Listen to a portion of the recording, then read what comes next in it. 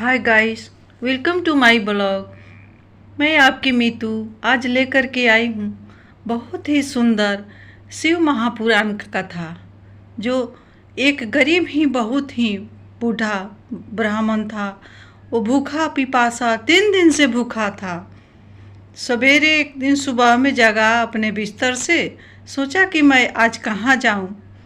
उसे चला भी नहीं जा रहा था। चलते चलते एक आकर के एक दुकान पर बैठा, एक हलवाई का दुकान पर। सो मैं कथा आप लोग को सुनाने जा रही हूँ। कथा बहुत ही सुंदर है। शुरू से लास्ट तक कथा ज़रूर देखिएगा, क्योंकि शुरू से लास्ट तक कथा देखिएगा तभी समझ में आएगा। ये कथा बहुत ही सुंदर है। ये जो मेरी कथा अच्छा लगेगा तो मेरे वीडियो को लाइक करिएगा, शेयर करिएगा, सब्सक्राइब करिएगा।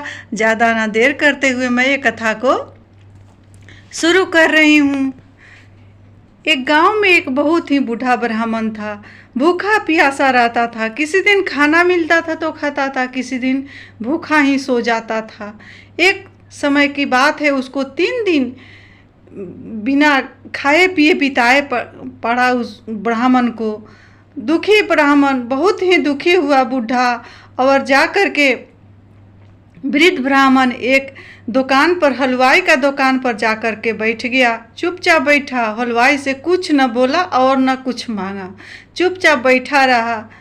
सुबह का 7 बजने को आया, 7:30 जब हुआ, हलवाई आया अपने घर से और दुकान को खोला।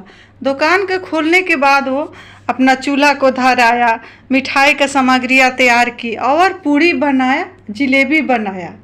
हलवाई से जो वृद्ध ब्राह्मण से वो मांगे नहीं, बिना मांगे ही हलवाई उनको पूड़ी और जिलेबी सबसे पहले बना करके उनको दिया कि आप भोजन करिए। बाबा बहुत खुश हुए, अपने प्रभु को याद किए।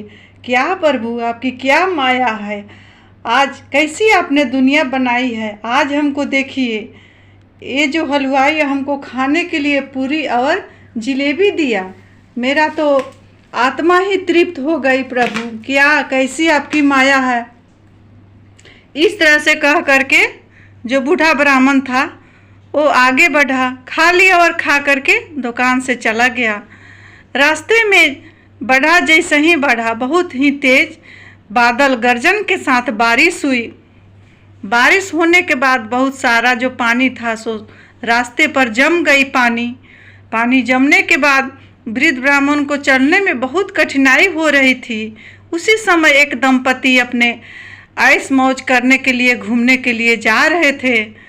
दोनों ही पानी में जो कीचड़ था उसमें फंसे हुए थे। इधर से वृद्ध ब्राह्मण अपना धीरे धीरे जा रहे थे। इतना ही में जो दंपति था उसको पत्नी को छींटा पड़ गया, कीचड़ का छींटा पड़ गया। और पत्नी को लगा कि बहुत महंगी साड़ी पहनी हुई थी, राजघराने से थी। जो पत्नी थी उसको लगा कि इस ब्राह्मण ने ही छींटा मेरे साड़ी पर पड़ा दिया है। अपने पति से बोली कि देख रहे हैं बूढ़ा को कैसा है, मेरे साड़ी पर छींटा पड़ा दिया, कीचड़ पड़ा दिया। अब मेरा साड़ी का क्या होगा, इतना महंगा साड़ी तो मेरा खराब हो गया। अब जो दंपति था, उसका पति था, सो बोला कि रुको, मैंने इसको, ये बूढ़ा को खाने भर देता हूँ, इसका अकल ठिकाना आ जाएगा। इस तरह करके जो दंपति था उसको, बूढ़ा को मारना शुरू किया। बहुत मारा उसको। बूढ़ा बोलते रहा कि किस लिए आप मार रहे हो। वो बोला कि मेरे पत्नी का तुमने साड़ी खराब कर दिया है, साड़ी पर तुमने कीचड़ उड़ेल दिया है। बूढ़ा बोलता रहा कि मुझको क्या फ़ायदा होगा, किसी के देह पर छींटे उड़ाने से, कीचड़ उड़ाने से, मुझसे इसे कुछ लेना देना नहीं है। मैं किस लिए इसके देह पर छींटा उड़ाऊंगी। लेकिन वो मानने के तैयार नहीं था।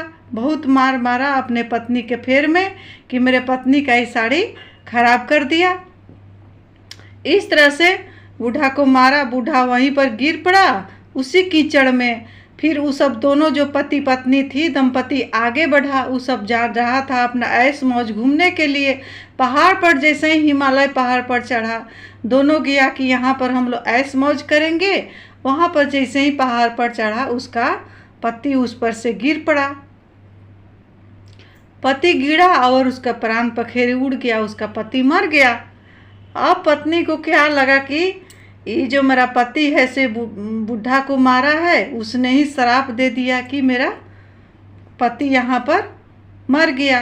वो पूरा एकदम रोने लगी, बिलखने लगी, चिल्लाने लगी। इधर उधर से सब लोग आया देखने के लिए, जितने लोग घूमने गए थे सब लोग देखने आए। आस पड़ोस के लोग सबसे बोली कि रास्ते में एक वृद्ध व्यक्ति भेटाया था, इसने मारा था, इसीलिए वो श्राप दे दिया, इसलिए मेरा पति की मृत्यु हो गई है। आप लोग अति शीघ्र उस बूढ़े को लाइए तो ये जिंदा हो जाएंगे। इस तरह से बोली। सब लोग दौड़े दौड़े आया, खोजने लगा वो वृद्ध ब्राह्मण को कि कहाँ है, जो आएगा तो इसको जिला देगा। पकड़ के ले गया लोग उसको, बोला लोग इसको जुलाओ नहीं, जिला दो, इसको जिंदगी दो, नहीं तो तुमको और मार पड़ेगी। वृद्ध ब्राह्मण गया और देखा और बोला कि अच्छा ये वही व्यक्ति है जिसने मुझे मारा और अपने पत्नी के चलते मुझे मारा। मैं निरपराध था, मैंने किस लिए इसके देह पर कीड़ा उछालता, लेकिन इसकी पत्नी बोल दी कि मैंने कीड़ा उछाला हूँ, मैंने कीड़ा इसका देह पर नहीं उड़ेला था, ये अपने पत्नी के बहकावे में आकर के मुझे मारा। मैंने तो 3 दिन से भूखा पिपासा घर से निकला था। एक हलवाई के दुकान पर बैठा, वहाँ जो वृद्ध ब्राह्मण था वो अपना कहानी सुनाने लगा। आसपास के जितने लोग उसको पकड़ के ले गए थे कि इसको अब तुम जिंदा करो। अपना कहानी सुनाया कि मैं 3 दिन से भूखा पिपासा अपने घर से निकला कि चलता हूँ, किसी शहर में जाऊँगा, वहाँ पर कुछ खाने पीने का मिलेगा तो मिलेगा, नहीं तो अब तो ये प्राण निकलना ही है, क्योंकि भूखे प्यासे मैं कितना दिन जिंदा रह सकता हूँ। मैंने एक आया हलवाई के दुकान पर बैठा, वहाँ हलवाई ने आया और अपना दुकान खुला, खाने पीने का कुछ सब व्यवस्था किया, सबसे पहले मुझे खिलाया। अपने दुकान में वो पूड़ी बनाया और जिलेबी बनाया, जो हलवाई ने सबसे मुझको खिलाया। मेरा आत्मा तृप्त हो गया, मेरे आत्मा से ही निकला। मैं अपने परमात्मा को बहुत ही दुआ दिया, बहुत ही धन्यवाद बोला कि क्या परमात्मा, कितने अच्छे आदमी इस धरती पर आपने बनाया है कि बिन मांगे मैंने बैठा रहा और वो हलवाई ने ले आकर के मुझे पूड़ी जिलेबी खिलाया, मेरा आत्मा को तृप्त किया। मैं बहुत खुश था। उस दिन मेरा पेट भरा हुआ था। मैंने रास्ते में आया और ये दोनों दंपति जा रहा था। इसको मैंने कुछ नहीं किया, इसका साड़ी पर कीचड़ पड़ गई, क्योंकि बहुत पानी पड़ा था, रास्ते में बहुत कीचड़ जम गई थी। कीचड़ इसके साड़ी पर पड़ गया इसका पत्नी का, और पत्नी के बहकावे में आके जो ये दंपति था मुझे बहुत मारा। जो मेरा मारा तो मैंने अपने परमात्मा से कहा, क्या परमात्मा कैसा ये लीला करते हैं, कहीं पर आप पूरी जिलेबी खिलाते हैं और कहीं पर बिना निरपराध को बिना कुछ किए ही, बिना कुछ गुनाह किए ही आप मार खिलवाते हैं, ये आपका कैसा माया है। उस तरह से करके मैंने फिर होश में आया और फिर चलते बना। तो जो इसने मुझको मारा, तो ये अपने प्रियतम के चक्कर में मुझको मारा, इसका पिया ने मुझको मारा, तो मेरा पिया ने इसको मारा। दोस्तों, कहा जाता है ना, ईश्वर कहीं दूर नहीं है।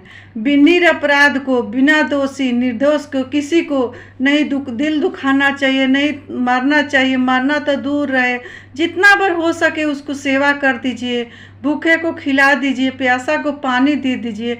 बेवजह किसी को नहीं मारना चाहिए। लेकिन आज का जो समय है वह धन के, कपड़े के, गाड़ी घोड़ा के ऐश मौज में सारा लोग, जो दुनिया का जो ज्ञान है सारा लोग भूल गया है। सारा उल्टे काम यहाँ ये धरती पर हो रहा है। इसीलिए जहाँ तक हो सके भूखे को भोजन, प्यासे को पानी, हर एक आदमी को सुख चैन पहुँचाने का कोशिश करना चाहिए ज़िंदगी में। कहीं भी किसी का दिल नहीं दुखाना चाहिए। क्यों? काहे कि वह जानवर हो, मनुष्य हो या पशु हो या पक्षी हो, किसी को निरपराध को कष्ट नहीं पहुंचाना चाहिए। इसी के साथ मैं अपने वाणी को अपने शिव गुरु महादेव के चरणों में विराम दे रही हूँ। अब तक के लिए इतना ही। हर हर महादेव, घर घर महादेव।